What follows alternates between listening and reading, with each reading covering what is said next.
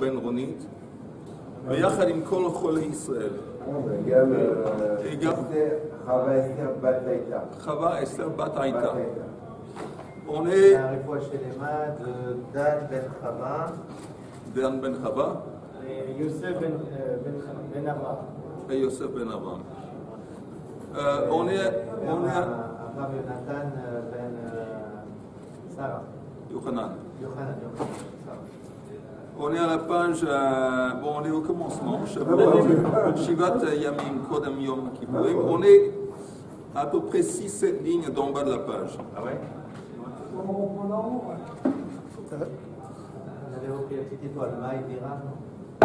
Vous voulez qu'on reprenne du début là? Oui.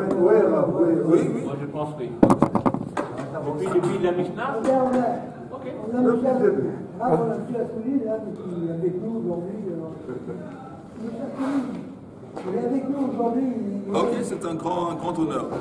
Au rabat. Alors, on commence au début de Yoma. Shivat Yamim Kodem Yom Kippourim. Mafrishin Kohen Gadol mi Beito le Lishkat Parahedrin. Alors, on avait dit que 7 jours avant Yom Kippour, le Kohen Gadol, il est séparé de sa famille et il est dans une pièce, une salle, oui, qui s'appelle Lishkat Parahedrin. V'matkinim lo Kohen Acher Tartav, Shema Ye'era Bo Psul.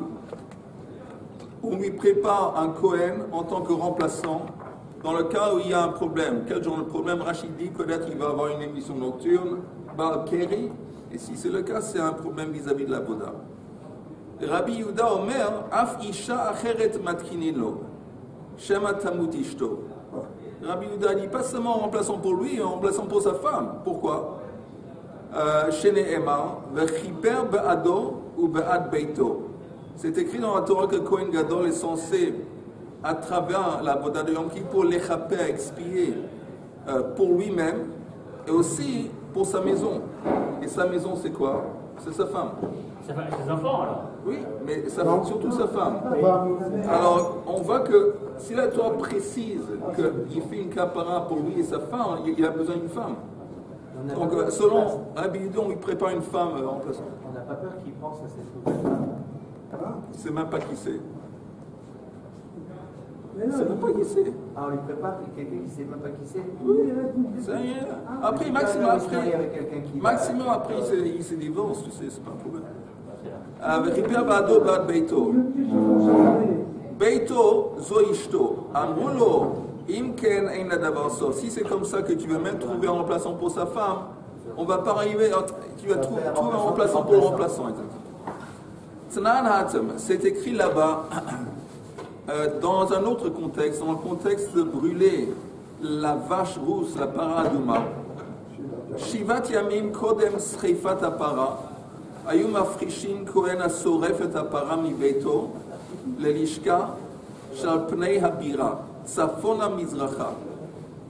Donc, 7 jours avant qu'il est censé de brûler la paradouma, c'est pas un Kohen Gadol. C'est normalement c'est le scan, c'est dans Parashat Shavua. On dit donne ça à Elazar, Elazar qui était le fils d'Aaron. Et c'est le scan normalement qui s'occupe de ça. Mais lui aussi, il est séparé pour 7 jours auparavant. Et on avait parlé de cette idée de 7 jours. On avait dit un des thèmes de Yom Kippur, c'est que on accède à une dimension surnaturelle. Et le symbole, la dimension surnaturelle, c'est le 8. Donc pour lui, le Kohen Gadol, Yom Kippur pour lui c'est le 8e jour. 7 jours il a été mis de côté. Son 8e jour, après 7 jours, 8e jour c'est Yom Kippur. Et là, on avait dit aussi le fait qu'il rentre une fois par année dans Kodesh HaKodashim. C'est aussi une dimension à part, surnaturelle. Et on a dit, il jette le chant, Echad, Achad V'Achad, Achad V'Shaim, Achad V'Shosh, il y a Achad V'Sheva, on arrive à 8. Tout ça, un des thèmes de Yom Kippur. Après, ici, on retrouve ça aussi avec le Kohen qui va brûler la paradouma, le Kotov.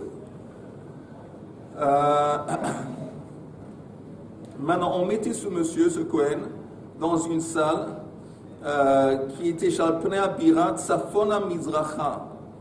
C'était placé au nord-est de la cour du temple. Arazetim. Non, Non, c'est dans le temple. Non, Tu as raison qu'il va faire la shrita. La shrita, Il va faire Harazaitim. Harazaitim. Mais pendant 7 jours, quand il est mis de côté, il habite quelque part. Il habite dans une pièce qui est au nord-est du temple. Mais dans le temple. Ah, le 56 dans le plan. Les pièces 56. Attends, On a le plan. on va voir le plan. Ah, quoi ça sert le plan?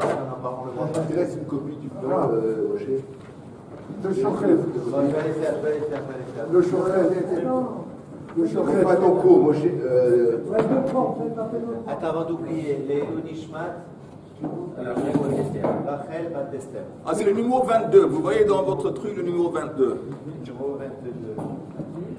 Le numéro 22, vous voyez?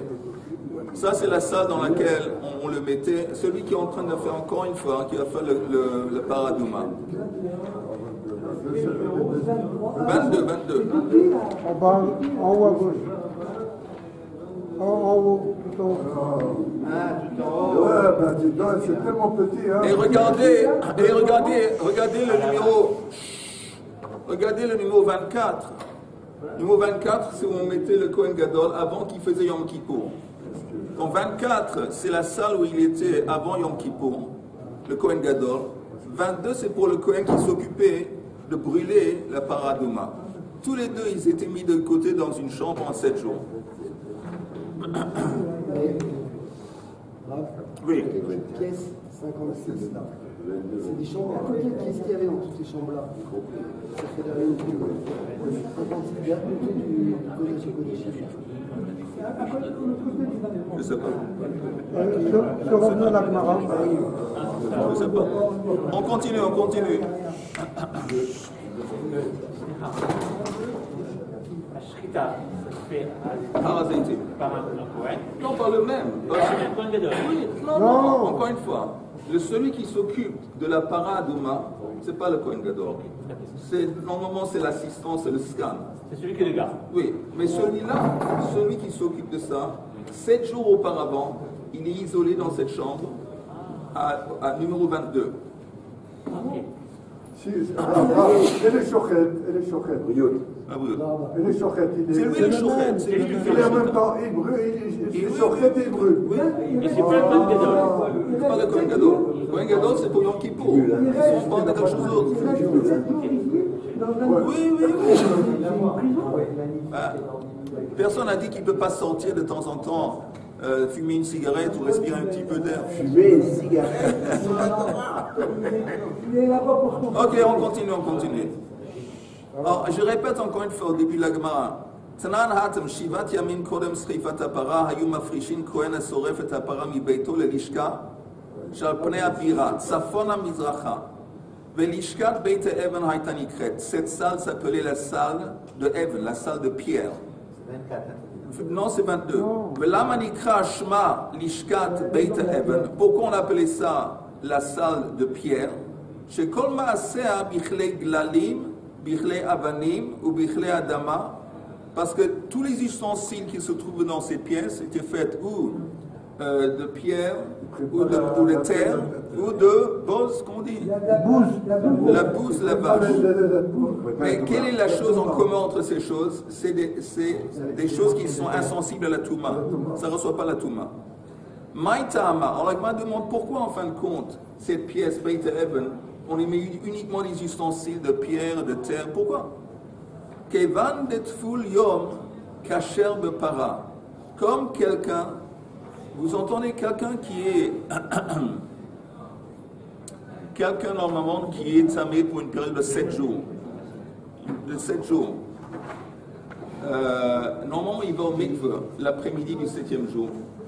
Et normalement, disons, pour manger la trouma, un Kohen, disons, qui était tamé, il doit attendre la tombée de la nuit. La tombée de la nuit, ça s'appelle Ha'arev Shemesh. Ça s'appelle, vous y êtes, tout le monde l'a vu. On y est. Ça s'appelle Ha'arev Shemesh. Alors ici, il y a un chidouche, que celui qui s'occupe de brûler, la paradouma, il n'a pas besoin de Ha'arev Shemesh. Pour lui, c'est suffisant d'aller au mikveh. Il sort du mikveh, il n'y a pas encore la tombée de la nuit, il peut directement aller brûler la vache. C'est différent. Un cas normal d'un Kohen, disons, je vous ai dit qui veut manger maintenant la trouma, il était auparavant tamé. C'est pas suffisant qu'il va au mikvah. Il sort du mikvah, il doit attendre Ha'arev Shemesh, la tombée de la nuit. Là, il peut manger. Ici, c'est différent. Ici, c'est différent que selon la lacha, c'est suffisant qu'il va au mikvah, ça s'appelle Tful Yom ou Taval Beyom. Et maintenant, il fait la voda. Ça, c'était les Chachamim. Mais les Tzdukim, à l'époque, ils étaient contre. Et les Tzdukim, pas du tout. Lui aussi, il doit attendre. Alors, qu'est-ce qu'ils ont fait? Regardez. Kevan et Tful Yom Kasha B'Para, Detznan. Metamin Hayu HaKohen, HaSoref et HaPara. Ve'matbilin Oto. Systématiquement, il rendait impur le Kohen qui était censé de brûler la paradouma. Il lui faisait entrer en contact avec quelque chose, un géret, je ne sais pas quoi, pour le rendre tamé, pour qu'il va aller au mikvah, et pour que quand il sort du mikvah, on lui dit maintenant tu travailles. Tout ça comme une déclaration pour l'éotzi, pour aller contre l'opinion des tzdukim. Il faisait ça spécialement pour Dafka, démontrer que la lacha c'est pas comme les tzdukim.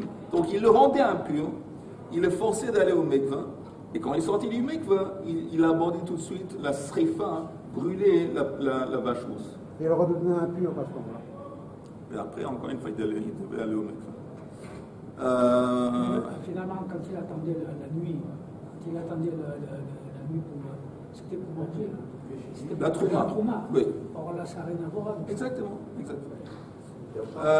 Shayu Omrim, להוציא מליבן של צדוקים, שהיו אומרים, il disait, במעורבי השמש הייתה נעשית.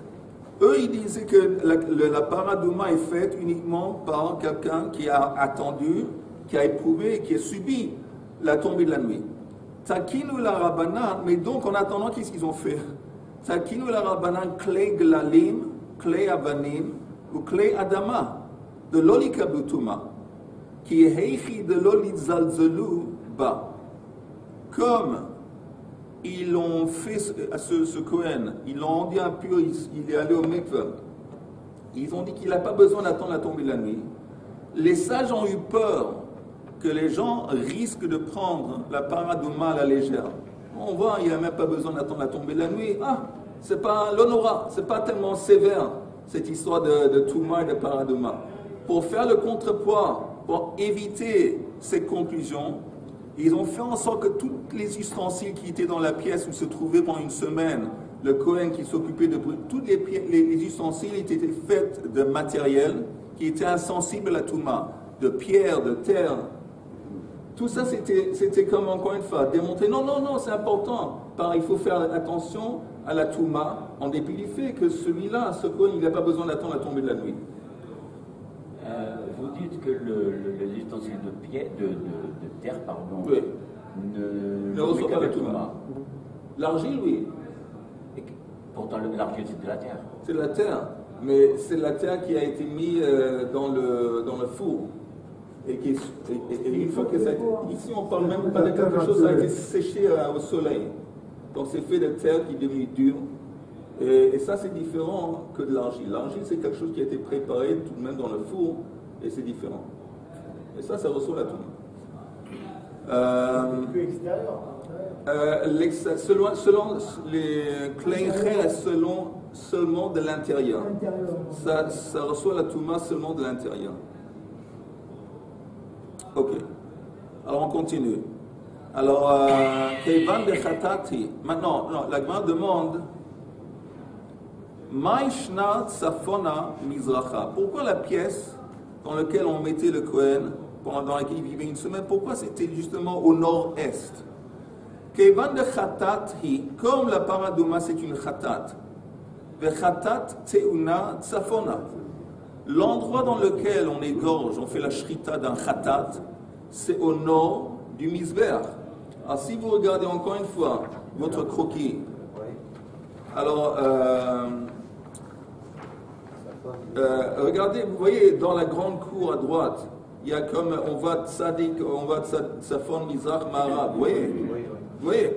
Donc maintenant regardez le Misber. Regardez le Misber où vous voyez le numéro 30. Ça c'est le Misber.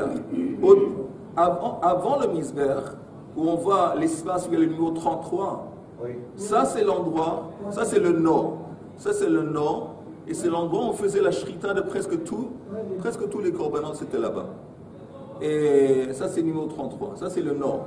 Donc un khatat, c'est égorgé au nord.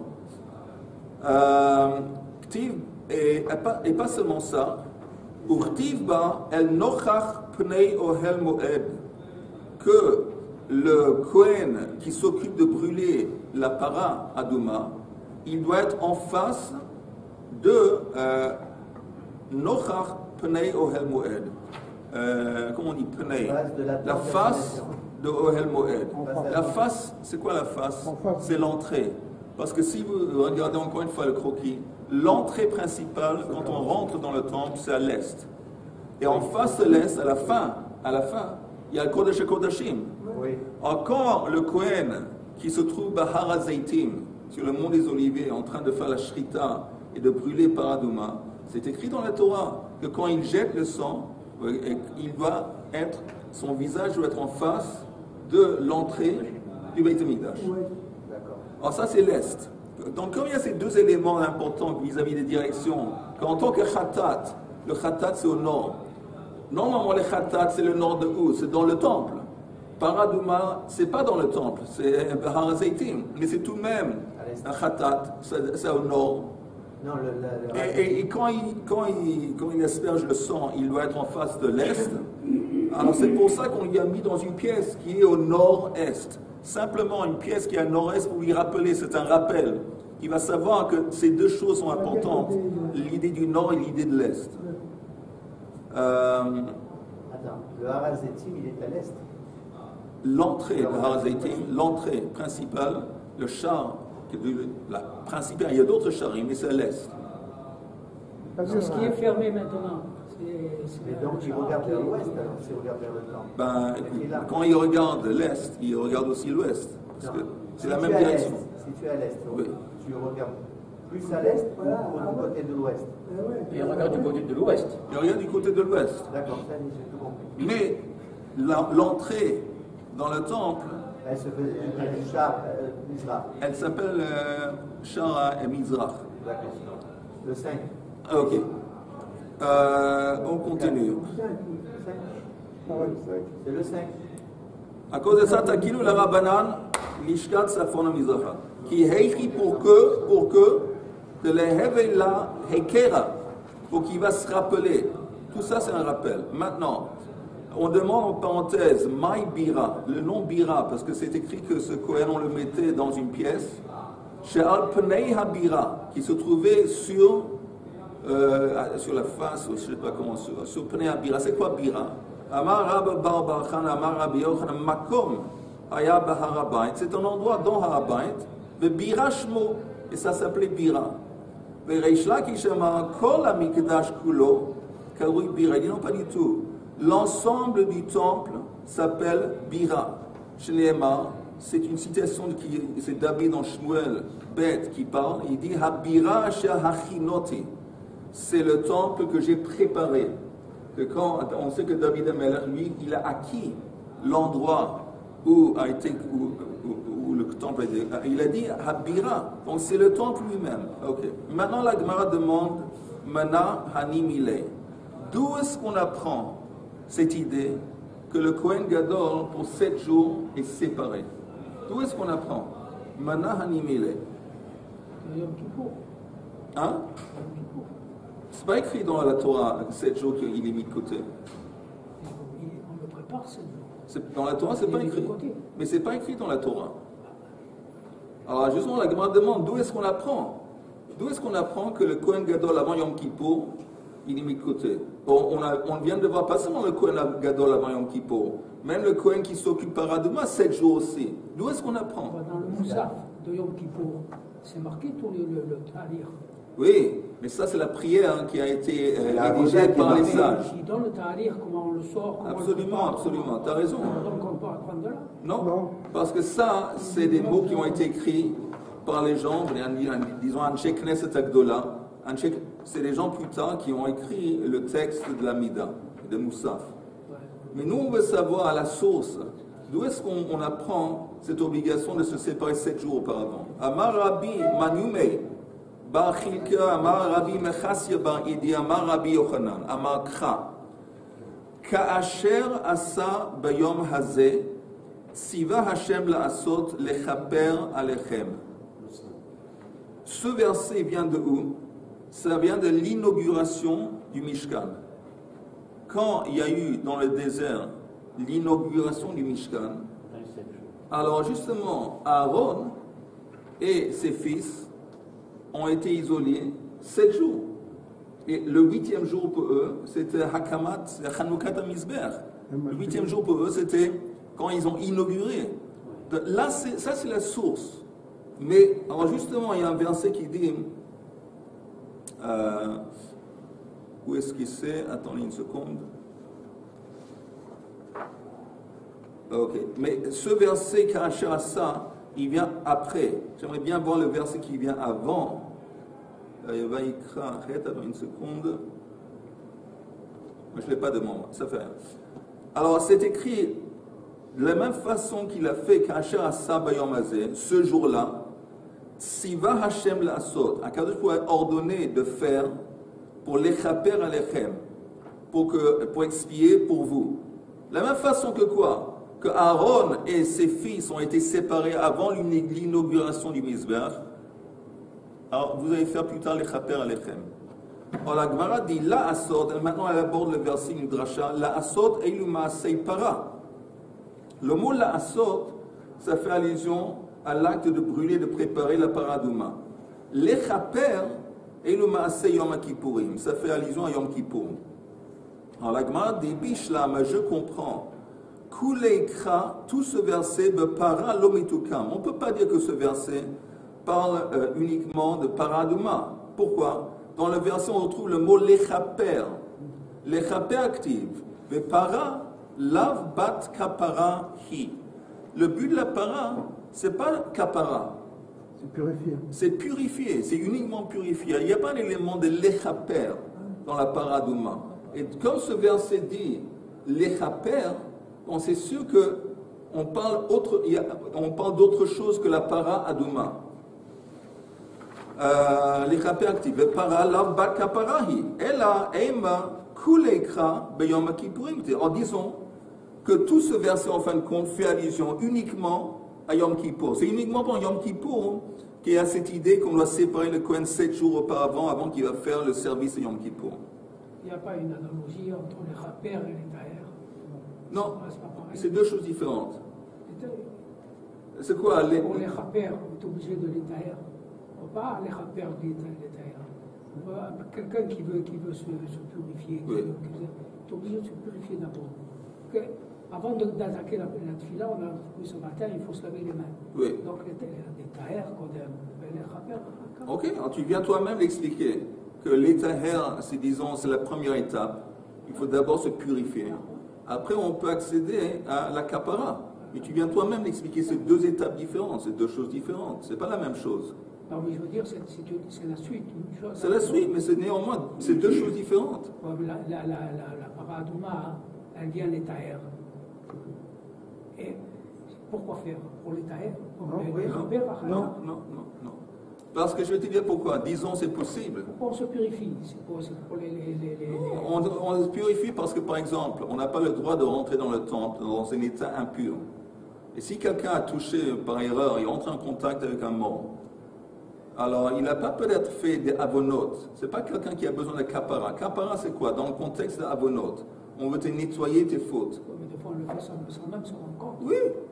Alors c'est pour ça que je t'explique. Quelqu'un qui touche par erreur, il a touché un chéret, il a touché un mort, il est devenu tamé. Est-ce que ça veut dire qu'il a des transgressions? Pas forcément. Il n'y a pas de transgression. Alors, s'il n'y a pas d'élément de kaparat avonot, il n'y a pas de kaparat avonot. Il y a simplement, on doit maintenant purifier le monsieur qui est devenu impur. C'est deux choses différentes. Amrei yalif tsiva tsiva. Il dit, toi tu veux proposer que ce verset il parle uniquement de Yom Kippour, mais je te dis que dans ce verset, si on regarde encore une fois le verset, c'est écrit Ka'asher asa bayom ahu tsiva Hashem la'asot lechaper alechem. C'est quoi Yalif? On va apprendre une Gzira Shava apprendre. À partir du mot tsiva. C'est écrit dans ce verset tsiva. Ktiv ha'achat tsiva, Hashem la'asot, ou ktiv hatam, et là-bas dans le contexte la paraduma. C'est aussi écrit Zot chukat Torah, achat tsiva Hashem le'emor. On retrouve le mot tsiva. Donc on va relier, on va faire un lien entre ce verset qui parle de la même façon qu'Aaron s'est isolé, s'est préparé 7 jours avant Chanoukat HaMizbeach. Vous allez plus tard de la même façon faire en sorte, quand vous allez les chaper, on fait une Zera Shava pour relier. On a déjà un contact, un lien Yom Kippour, parce qu'on dit les chaper. Les chaper c'est Yom Kippour. Mais maintenant, on est en train de créer un lien avec Paraduma, parce que dans Paraduma c'est écrit Zot chukat Torah achat tsiva Hashem le'emo Malahalan para Afkan para. Donc de la même façon que là-bas on parle de Paraduma, ici aussi dans ce verset qui parle de l'obligation de se séparer pour 7 jours, on parle aussi de Paraduma. Ou Makan Prisha, et de la même façon que ici, c'est quoi ici? Ici dans le contexte d'Aaron et du Mishkan, on voit qu'il y a ce phénomène de se séparer 7 jours auparavant. Aflehalan Prisha. Donc la même chose va s'appliquer dans le cas de Paraduma, que le Kohen avant de faire Paraduma, il va devoir se séparer pendant 7 jours. Donc on est en train de dire, on a déjà un lien avec Yom Kippour et aussi Paraduma. On tourne la page. C'est marrant parce que chacun il a une pièce différente. Chacun il a une pièce différente dans le temps. Un endroit différent où pendant 7 jours.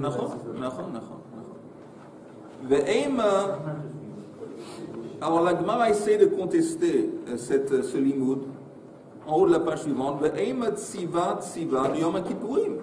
Pourquoi tu vas sur la Xera Shava qui relie avec Paraduma? Peut-être on reste dans le contexte Yom Kippour. Dirtiv Ya'as Ka'ashat Siva Hashem et Moshe. Paraduma avant Kippour. Pardon? C'est ça la question. Pourquoi on parle de Paraduma avant Kippour? Je vais te dire. D'abord, il n'y a aucun. Il y a Paraduma et Yom Kippour, c'est deux choses à part. Deux choses à part. Pourquoi ici? Pourquoi il nous parle de Paraduma juste avant Kippour? Parce que le non. Attendez, il y a 3 choses ici dont on parle. Il y a trois sujets. Le sujet de base, c'est, on voit que Aaron et ses frères et ses fils ont été séparés 7 jours avant qu'ils ont commencé le service et inauguré le Mishkan. Ça, on voit. Maintenant, après, là-bas, il y a un verset qui dit, encore une fois, la même façon que quelque chose fait ce jour-là, c'est quoi la même façon? Qu'il y a une séparation 7 jours. Siva Hashem la asod lechaper alechem. Akadosh a ordonné, c'est ainsi qu'il faut faire pour les chaper pour vous. Ça fait allusion à quoi? On vient maintenant, je dis, apparemment on a trouvé un lien avec 2 autres sujets. Le sujet de Paraduma, que aussi le Kohen qui va s'occuper de brûler le Paraduma va devoir être séparé 7 jours auparavant. Aussi Yom Kippour, que le Kohen qui va s'occuper du service Yom Kippour, il va devoir être séparé 7 jours auparavant. Mais maintenant, juste la Gemara essaie de dire, tu me dis Tsiva, qui relie, Xera Shava qui relie à Paraduma. Peut-être non, c'est peut-être Yom Kippour. Dirtiv, Veya'as Ka'ashat Tsiva Hashem et Moshe. On parle de Yom Kippour, et on dit Ka'ashat Tsiva Hashem et Moshe. Et là on retrouve le mot Tsiva. Veya'as Ka'ashat Tsiva Hashem et Moshe. La Gemara dit Danin Tsiva de l'Ifnei Asiya, mais Tsiva de l'Ifnei Asiya. On fait un lien entre un Tsiva qui se trouve, qui est situé avant le verbe de faire, Tsiva la'asot. Ve'ein danin Tsiva de l'achar Asiya, mais Tsiva de l'ifnei Asiya. Le verset que tu viens de me citer, où il y a Tsiva dans Yom Kippour, le mot, le verbe faire, Ya'as, il figure avant Tsiva. C'est écrit Ve'ya'as ka'asher Tsiva. On retrouve le mot Ya'as, faire, qui figure avant Tsiva. Dans le verset ou... Dans le verset. Donc il dit, c'est pas un candidat naturel. Si tu veux comparer, tu compares un verset où tu trouves le mot Tsiva. Le mot Tsiva, il précède la Asot.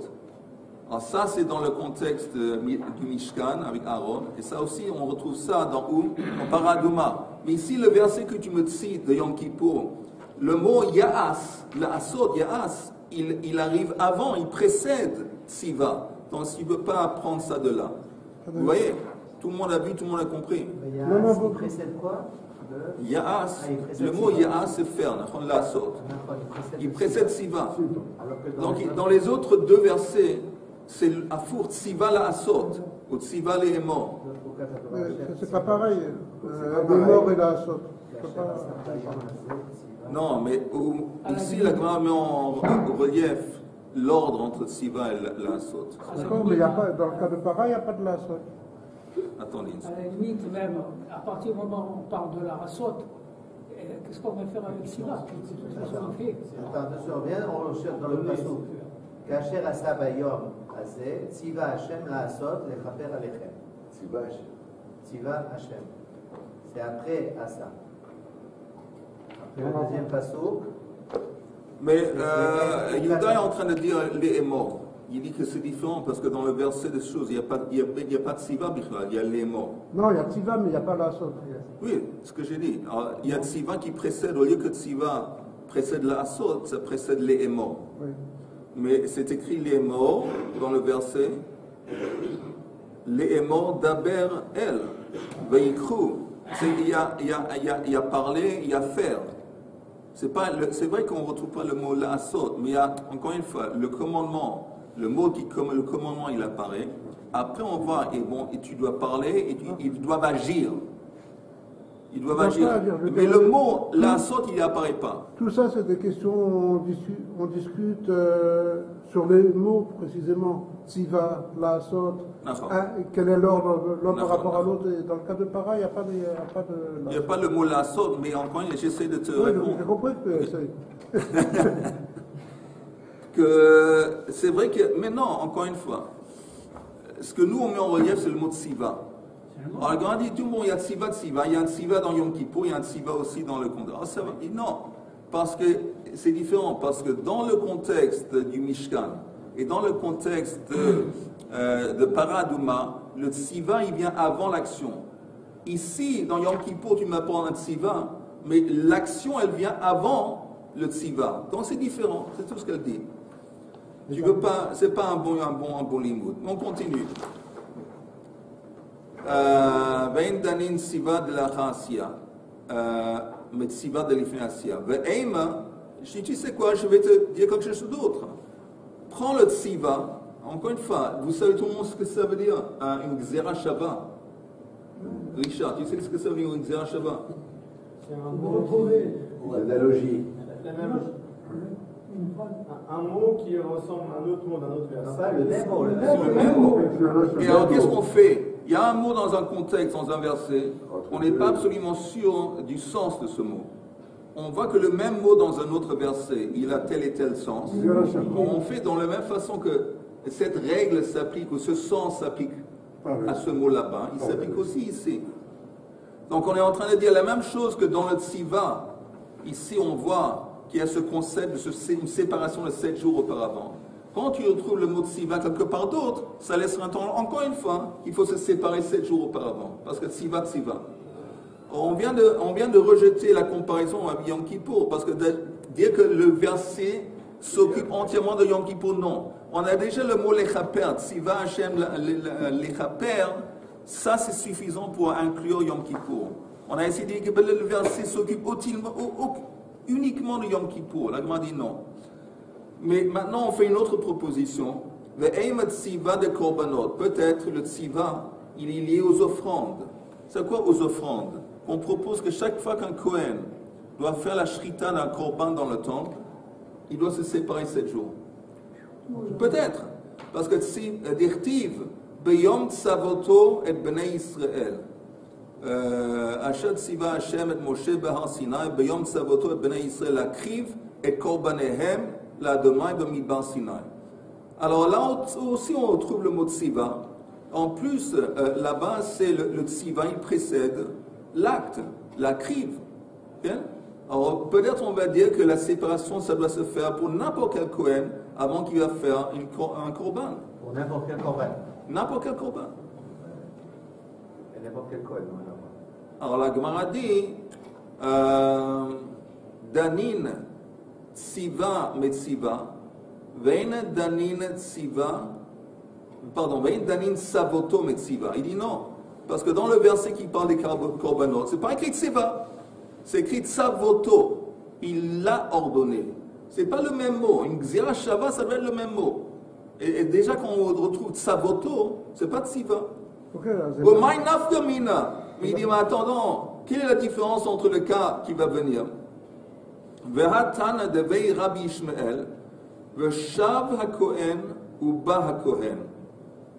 Dans le contexte de la purification des maisons qui ont été atteintes par Tsarat. Alors c'est écrit que quelqu'un, il voit une tâche, il dit au monsieur, bon, tu vas t'isoler dans la maison pour une semaine. Il retourne dans la maison, pardon, il pas au monsieur, il retourne dans la maison, et il voit que dans la maison, ça s'est répandu. Alors, qu'est-ce qu'il fait? Il va enlever les briques en question qui ont été éteintes par cette tâche, il enlève les briques, il enlève autour le tir, et il remet des nouvelles briques, il renouvelle le tir, il remet un nouveau. C'est le Kohen qui fait ça? Le Kohen qui fait ça. Après, une semaine plus tard, il retourne pour inspecter. Et encore une fois, s'il voit que ça s'est répandu, ou même c'est resté au même endroit, il fait la même chose encore une fois. Ah. Mais quand c'est écrit la première fois qu'il arrive, le Shav Kohen, et quand il retourne en dépit du fait que c'est écrit ou Va Kohen, c'est deux mots différents, Shav Kohen ou Ba Kohen. Et néanmoins, apparemment, on se sert de ça en tant que Gzera Shava. Zohi Shiva, Zohi Bia. Il n'y a pas de différence entre quand il shave, le Kohen il shave, il retourne, et quand il arrive. Quoi, il n'y a pas de différence. Le Kohen va devoir faire les mêmes choses. Il voit s'il y a toujours une manifestation de tsarat sur le mur, il va encore une fois devoir démonter, enlever les murs et refaire le mur. Même c'est pas les mêmes mots. Oh! Et il dit, ici, c'est pas dit, toi, tu me dis Tsiva, Tsavoto, ça marche pas. Tsavoto, c'est pas le même mot que Tsiva. Ici, il y a deux mots différents, complètement. Shava Kohen ou Ba Kohen. Et tu me fais un rapport entre les deux. C'est encore plus intéressant parce que... Attends une seconde, Chaim, et je retourne tout de suite à ce que tu viens de dire. Juste finir l'idée. Hane Mile, où est-ce qu'on se permet de se servir de deux mots différents? Hane Mile, Heiche de Leika de Damele, où il n'y a pas une possibilité, il n'y a pas des mots qui sont pareils. Il n'y a pas d'autres mots qui sont pareils. Alors là, on se permet de faire une Xera Shava sur des mots qui indiquent la même chose, mais qui sont exprimés d'une façon différente. Alors, le Heicha de Ika de Damele, mais où tu as un endroit où il y a des mots qui sont absolument similaires, mais de Damele Yalfinen, on va toujours utiliser en tant que candidat à la Xera Shava un mot qui est pareil et pas un mot qui est différent. La Gemara est en train de dire, et puis je retourne à la question de Chaim, la Gemara est en train de dire, écoute, dans le cas de Shava Kohen ou Ba Kohen, c'est deux verbes différents. Néanmoins, il n'y a pas d'autres mots qui sont similaires sur lesquels on peut s'appuyer pour faire une comparaison. Donc on dit simplement, on sait qu'on parle du même sens, que le Kohen il retourne pour pouvoir inspecter. Alors on fait une Xera Shava. Mais si ici, on a un candidat où c'est écrit Vetsiva, Vetsiva, et à un autre endroit où c'est écrit Tsiva, il y a Vetsavoto. Et on va pas faire le lien avec le verbe Tsavoto, c'est différent. On va aller Tsiva, Tsiva. Pourquoi dans le cas du Kohen, on se base sur deux mots différents, Shava Kohen ou Ba Kohen? Parce qu'il n'y a pas d'autres candidats qui sont plus similaires. Donc quand il n'y a pas de choix, et on sait que le sens est le même sens, on se pose sur ça. Mais si on a un candidat où c'est exactement le même mot, Vetsiva, Vetsiva, ben c'est sûr qu'on va faire le lien entre ces deux mots, ces deux contextes, plutôt que d'aller faire le lien avec un endroit où c'est écrit Vetsavoto. Ça, c'est ce que la Gemara est en train de dire. Qu'est-ce que tu veux dire? Il dit que normalement, ça aurait dû être marqué en premier ou bas, et ensuite Veshav. Je suis tout à fait d'accord avec toi. Ça se passe quelquefois. Non, je viens, je Veshav, suis tout et à après fait je reviens. Oui. Là, on dit Veshav, il est revenu la première fois, Veba la deuxième fois. Même la première fois, tu entends, il a tout de même il a mis en quarantaine la maison. Alors, après une semaine, ou chave. Et là, il voit que ça s'est répandu, il enlève les briques. Non, mais j'aurais fait passer le Uba avant le Shav. Oui, je suis d'accord avec toi. Le Shav, il a sa place, mais Oui. c'est le Bas. Oui, mais normalement, je suis d'accord avec toi. C'est une des questions qu'on va devoir marquer et demander à Kadosh Baruch Hu après 120 ans. On va s'arrêter là. Encore une fois, je vais vous dire, on commence le Shatova, comme vous voyez, on commence Maseret Yoma. Je propose et vous allez disposer, que si vous faites une Chazara, ça va faire toute la différence avec votre limoud. Si vous arrivez à juste revoir un petit peu, ça va prendre 10 minutes, un quart d'heure max. Et ça ne doit pas être le même jour, mais si vous arrivez à revoir un petit peu ça, vous allez intégrer beaucoup mieux le limoud et maîtriser beaucoup mieux la maseret. Moi, je propose, vous allez disposer.